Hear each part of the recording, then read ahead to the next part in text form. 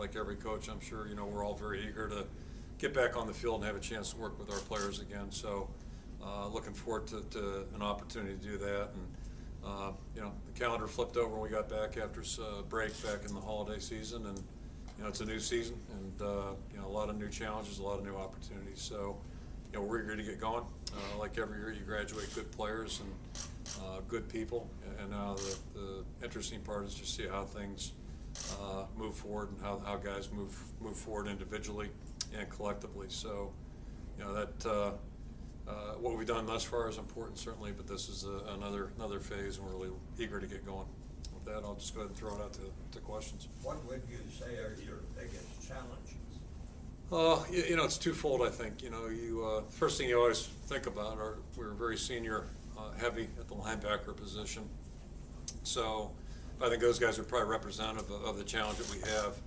You have three guys that not only played very well, they all played at an extremely high level, but the things they did in terms of giving us leadership, providing leadership on the field, off the field, outstanding. So to me, that's where I always start is, how are we going to replace those guys that have played such a big role, be it three guys that were pretty prominent, a guy like C.J. Fedora is pretty prominent, or a guy like Brett Van Sloten, who's a little bit more under the radar, being an offensive lineman, but was such a strong force attitudinally and with our locker room and all those types of things.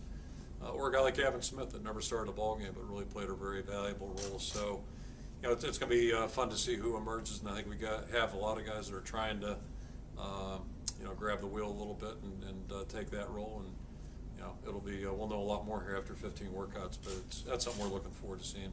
What is kind of what is your expectation for the linebackers now replacing them, and how do you bring them along in the sense that you were spoiled by experience last year, and now maybe a little more patience is required? Yeah, I think so, and I think probably the biggest thing we just got done talking about a little while ago, but the biggest thing right now, especially in the initial stages, is just encouraging guys to play aggressively, not play tentative, not be afraid to make a mistake, because we're not going to lose a game this spring. And that's something, not that we're not going to work towards that end, but it's not a crisis situation if somebody blows an assignment or a coverage at this point of the year. I think what we want to try to do is just identify guys as they cut it loose a little bit, see what they look like, and most players look different each phase, so they ought to look different than they did back in December. And but the big thing right now is just to kind of cut it loose, and then we'll worry about those details later on. In the secondary, you have Lomax listed now as a free safety. What's prompted you to go that route with him as opposed to keeping him at corner? As you know, Jordan last year was our starter in the opening ball game and really practiced well. He had some injuries that he had to deal with, and then unfortunately had another one. But he's a guy that's been in our program for a little bit. We've liked what we've seen of him, obviously. The fact that he was going to start or did start our opening game. And I think he's got some of the traits you look for in a safety too. He's a physical player. He's very intelligent. He's been an honor student since he's been here, and communicative, that way. So I think he's got some of the traits that we've seen other safeties or good safeties that have had. And, we got some work with him later in the year last year at that position. It seems like he took to it pretty naturally. So just seemed like right now he's the best person for that job. But all the jobs right now are up for contention, so we'll see what happens. But I think those are the things we saw. So ideally, would you want him to be there permanently, or is it something to maybe like avoid a situation like you had with Micah a few years back where you tried with him? Yeah, no, I think we're thinking more permanent, and part of that is I think we have guys at the corner position that, look like they're going to have a chance to develop. So but one thing affects the other. There's no doubt about that. And if Jordan ends up being a better corner than some of the corners competing out there, he may end up there, and then maybe Garrett beats him out at safety. You just never know. So that's a fun of spring. We'll see what it looks like and how things develop. What kind of a different ceiling maybe do you have for Jake this year compared to last year? I think anything, whether you're practicing in August or spring practice, and spring practice is even a better example usually, you have a lot of different players at different levels, and, so you have redshirt players that haven't been on the game field yet. Expectations for those guys aren't necessarily the same as a guy who has been a one-year starter. And the first thing I think about with Jake last year is that going into the year, both he or CJ, we didn't know. You don't know necessarily about their physical toughness, how they're going to handle getting banged around a little bit, because our quarterbacks don't get hit in practice. So, Then, you know, obviously the highs and lows of the season, how do they deal with those things? So we know a lot more about him now. So obviously our expectation level for him is going to be a little different than it would be for a guy that hasn't played. But for the guys that have played, and Jake did an awful lot of good things last year, obviously we just want them to be better players this year. We expect the same thing out of Sheriff. You know, we expect him to be a better lineman than he was a year ago. And if they're not, then, you know, we're probably not doing our jobs right, and they're not doing theirs right. Kirk, you could have 9 or 10 running backs on Scott next year. Do you envision any of those guys moving, or is it too early? It really hasn't been a discussion at this point. You know, Mark Weissman's got flexibility, obviously, being a fullback and running back. So, you know, hopefully it's a good problem. You know, hopefully it ends up being a crowded position. We'll see. I think it has the potential for that. But I think the other part of it is they all have they have some different packages that they offer. So, you know, we'll just kind of fool around with that this spring, see what it looks like too. What have you seen from Sean Welsh? He did a lot of good things last year. You know, he really made the assimilation pretty, I won't say effortlessly, but he picked things up pretty quickly and did a lot of good things. I mean, do we list him as a starter? Yeah. But anyway, you know, so he's a guy in contention, and yeah, he's behind the other 4 guys. Those guys have played, so that job's really wide open. Not that the other ones aren't, but you know, Sean's certainly a guy who impressed us. We'll have other guys competing for that too. You know, Eric Simmons will be in there competing, and you know, we'll rotate some guys around and see what they can do. Talked a lot last year about familiarity with Greg's offensive scheme, and you have, I think, 8 starters returning that have significant starting experience this year on offense. How much more are you hoping to see that improvement come forward, that comfortability?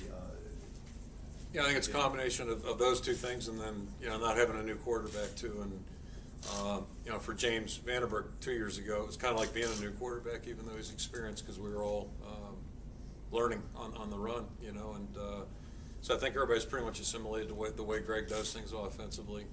We do have a quarterback that's returning, and this is probably one of our more experienced offensive groups coming back, with still obviously some things to get resolved, but you know, hopefully it's a more fluid operation, more productive operation than we've had over the last 2 years, and I think it will be.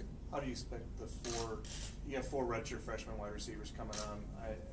Greg last year talked about rotating wide receivers a little more. Mm-hmm. Do you see that coming to fruition with all these new guys? Yeah, and I'd probably go back to December. You know, it was the nice thing about December, really getting to watch those guys do some work, and you know, especially in our offensive system, not just running the scout team plays. So liked what we saw, and I think we're on the right path right now. But that being said, too, you know, we don't know how they're going to react to audibles, coverage is changing, all those kinds of things. So this will be a really important step for those guys. But I think the potential there for the group is good, and we're excited about that. Now, hopefully, they can show that they can pick things up pretty quickly and play at a winning level. You talked about Wiseman, the flexibility of what you can do with him. Is there any, when it comes to just being in a rhythm for a back at all, does it slow him down at all to move him back and forth, or does that matter? I don't think so, and I don't envision 6 guys getting carries in a game, but I don't think so. I don't think it's a big deal. In Mark's case, you know, he runs so hard and is so physical as a player. You know, the caution with him is, you know, just overdoing it with him, and we've done that in the past. And last year we kind of had to pull back a little bit to get him back to where he was going at an effective rate. And if you don't pull him back, he won't. I mean, he's one of those guys. So to me, it's a good thing right now. It's a good situation. Last year, you were able to kind of establish that physical tone, flip the record around. You won close games, you know, finished strong in the regular season.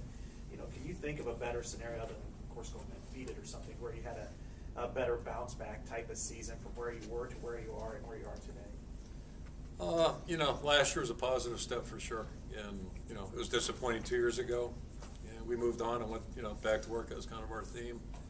Yeah, and really that's what we have to do now. You know, in the games we won last year, there were a lot of close victories in there. But you know, those things can turn so quickly. And you know, you look at the NCAA basketball stuff too. It's such a fine line, I think, in most college sports right now that you know, you got to start first things first. You know, we have a lot of work to do with this team right now to even think about you know, taking on our schedule right now. So you know, we've got to focus on that. But the good news is, you know, we have an opportunity. I think it's been that way most years. since I've been here, we've had an opportunity to have a good football team. But the important thing for our players is to understand, we got a lot of work to do. There's nothing that we can assume. And just, I mean, you look back to our opening game in 2009, just that comes to mind right away. I mean, it just, it was amazing that we got out of the victory, and we ended up in the Orange Bowl. So, every step is so important. And right now, we just got to worry about what we do the next 4 weeks here, 5 weeks.